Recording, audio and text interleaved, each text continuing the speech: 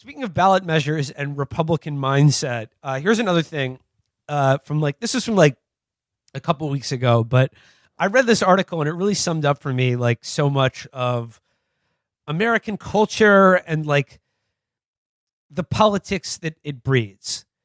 And I'm speaking, of course, now this measure failed in Georgia, but you may have read this piece about this town in Georgia that had that basically it's become a very it's like growing in population, and they film a lot of movies there. It's become sort of like the Southern Hollywood because of like a lot of tax breaks.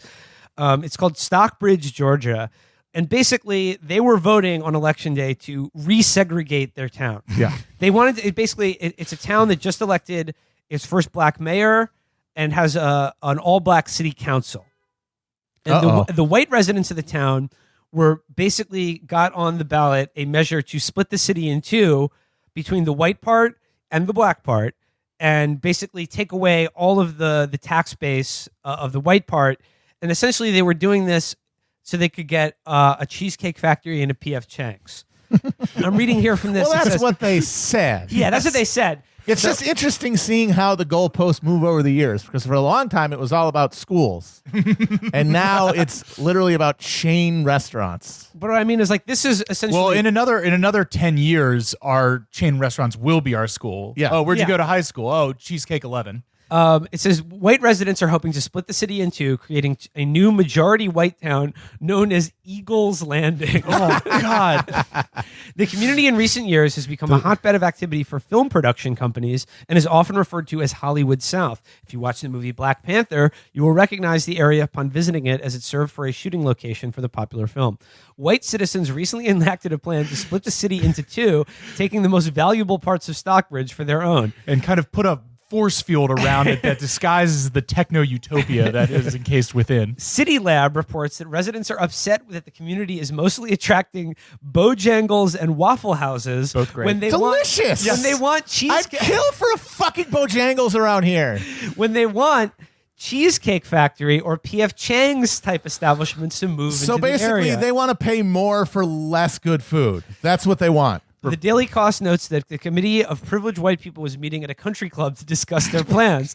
The plan was hatched when the woman running the campaign realized the average income of residents in the area was not high enough to attract the businesses she wanted in the area. What is most troubling is that the Eagles Landing plan calls for volunteers to essentially steal the business district that already exists, leaving Stockbridge residents with a massive loss of sales and property taxes. Residents didn't believe state officials would allow the measure to reach the ballot, but that's exactly what happened. In the area's white affluent voters pass the measure, Eagles Landing will feature six-figure income and a business district that was built from the ground up with help from the largely black community. Even though Stockbridge residents won't be allowed to vote on the measure unless they are in the Eagles Landing area, it will be their community that is torn apart, essentially an annexation of their rightfully owned city. Oh, my God. So Eagles Landing. Was Iron Cross, Georgia, already taken? So that measure did not pass, weirdly, considering it was only the people in Eagles Landing that would be voting Honestly, on it. kind of encouraging that they did not vote to recreate segregation so that they could have overpriced wontons. The phrase blood and soil was not polling well, so they changed it to blood and cheesecake, but that just didn't have the direct appeal that they were hoping for. No, but I read that article, and like it just really made me like think that, like, it really summed up a lot of me, like what our politics is really all about, who the people who vote in our elections, like what they're really thinking about, what they want politics to achieve for them. And it is that they want to create, like, you know, these all-white suburban enclaves that don't have to pay a single dime of taxes for anyone outside of their little, like, domed city. The or villages. whatever. Yeah. Yes. They want to recreate the village. The village is their utopia. It's their model of the future. And they don't want a single dime of the taxes, the property or sales taxes they pay going to anything like, you know, public transit or education for anyone that isn't their kids.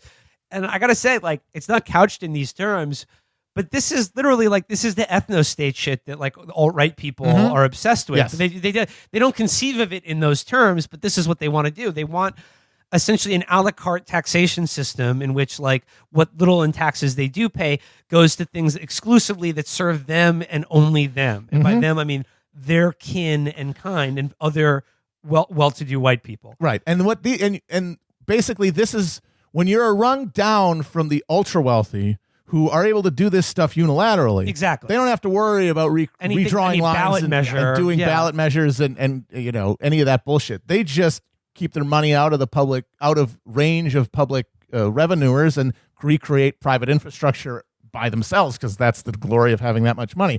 When you're a little bit lower on the economic rung, you have to still do this kind of stuff. But the idea is still the same. As I said, I think a few weeks ago, it is how one of the big things that entered the Roman Empire is that local people, at the latifundia, people who owned large estates, just stopped sending people to the army and stopped sending tax revenue up and started building walls around their little things and saying, "No, I got this." And we're seeing that recreated here at everywhere above like the top, like 10%.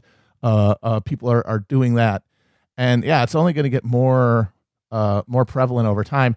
I do think it's funny though, and very revealing, and honestly should even be an embarrassment to like the white nationalist types who see this kind of thing as a model and have like Roman fucking busts as their avatars on Twitter and post nothing but pictures of columns and are like, and are obsessed with eagles. This is how things should be.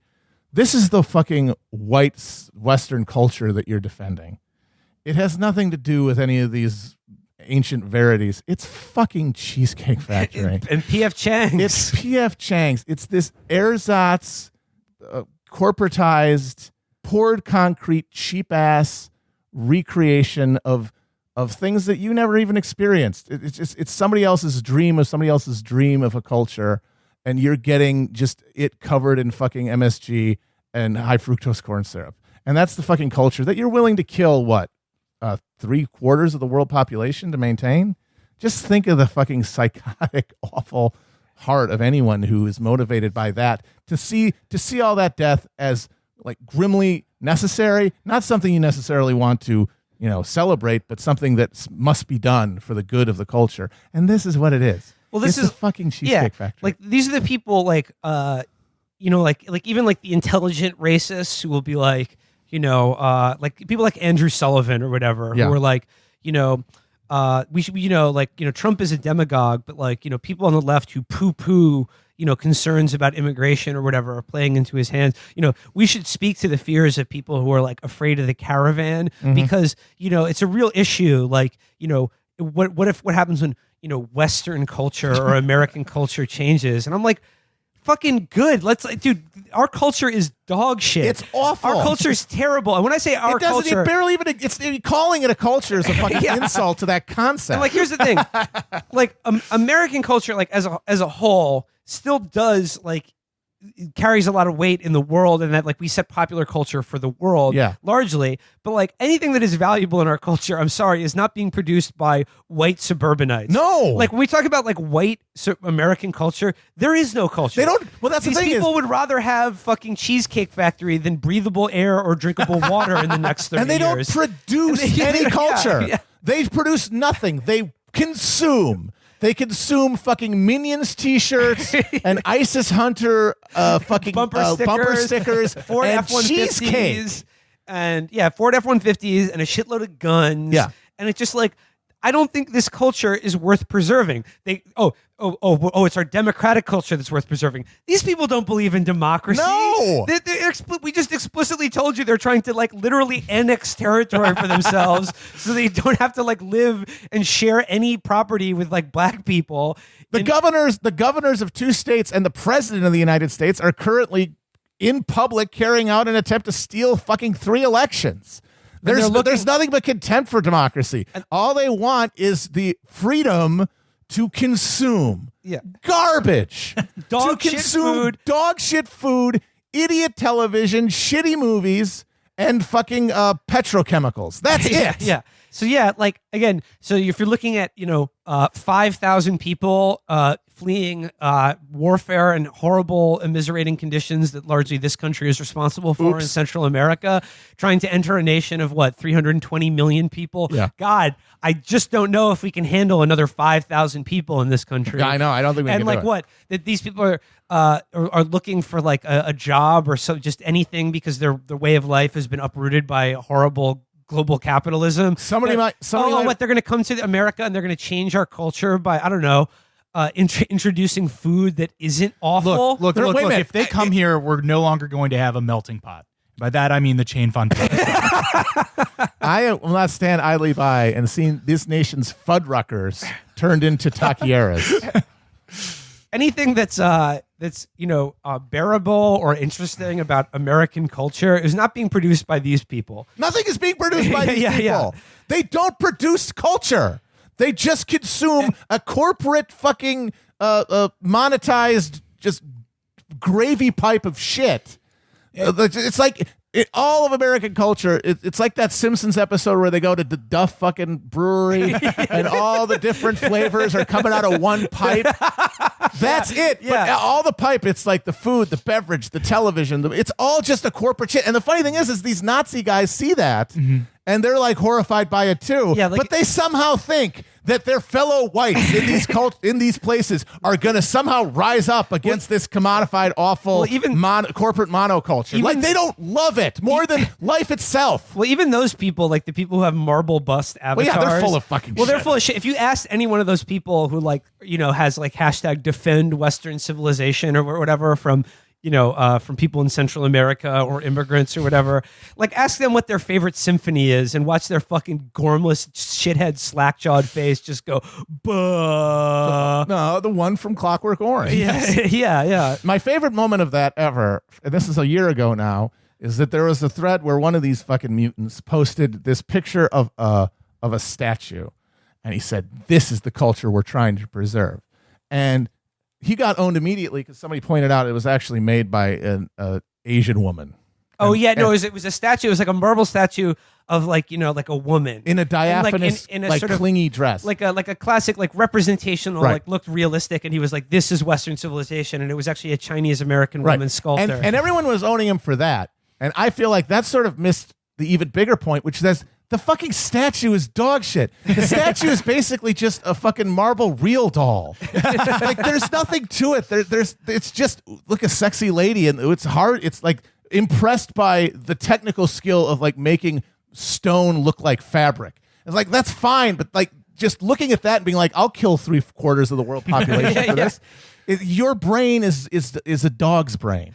And whenever I think about whether it's Eagle's Landing or The Villages or any of this shit, Matt, I think you've seen it. Have you ever, the movie A Boy and His Dog? Oh yeah, Don Johnson. It's like Jason Robards. Yeah, classic. this post-apocalyptic movie where Don Johnson is this sort of like teenage wanderer through this like post-nuclear hellscape. Yep. And eventually he gets kidnapped by basically the underground version of The Villages led by Jason Robards, where they've used robots to recreate this kind of like 1950s it's like new suburban Wichita or something. Yeah, this 1950s suburban existence, and they want to get him so that they can literally milk his sperm and create more apple-cheeked young lads. Yeah, because their DNA all is like too weird fucked up old by men. radiation. Yeah, exactly. Yeah. So check out A Boy and His Dog, directed by IQ Jones, the Sam Peckinpah. LQ Jones. LQ Jones? LQ. Oh, LQ Jones. IQ Jones. His much smarter brother, IQ Jones. Sam Peckinpah, From Wild Bunch, based on a Harlan Ellison short story.